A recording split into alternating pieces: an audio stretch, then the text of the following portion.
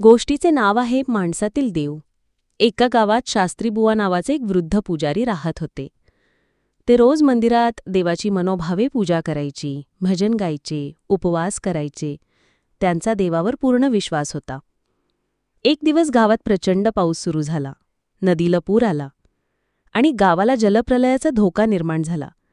सर्वजण आपापली घरे सोडून सुरक्षित ठिकाणी जात होते. गावकऱ्यांनी शास्त्रीबुवांना जाऊन सांगितले, पण शास्त्रीबुवा म्हणालाय, मी देवाची सेवा करतो. देव माझं रक्षण करेल, मला कुठेच जायचं नाही. पाऊस वाढत गेला. मंदिरात पाणी घुसायला लागलं. एक माणूस नाव घेऊन आला आणि म्हणाला, बुवा चला, अजून वेळ आहे. बुवा म्हणाले, नको रे बाळा, देव मला वाचवायला येईल. पुढे पाणी वाढत गेलं. दुसरा एक तरुण बोटीने आला आणि ओरडला, बुवा वेळ निघून जातीये, चला माझ्यासोबत.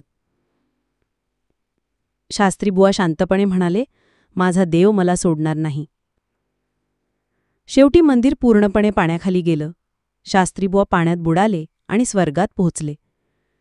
तिथे त्यांनी देवाला विचारलं, हे देवा, मी तुझी एवढी मनोभावे सेवा केली, भक्ती केली, मग तू मला का वाचवायला आला नाहीस? देव हसला आणि म्हणाला, मी 3दा तुला वाचवायला लोकांच्या रूपात पाठवलं. एकदा पायी माणूस, एकदा नाव आणि एकदा बोटीतून, पण तू मला ओळखलं नाहीस. ह्या गोष्टीतून आपल्याला अशी शिकवण मिळते की देव आपल्याला मदतीसाठी माणसाच्या रूपातच पाठवतो. देव म्हणजे केवळ मूर्ती नाही, तर प्रत्येक मदतीसाठी धावून येणाऱ्या हातातच देव असतो.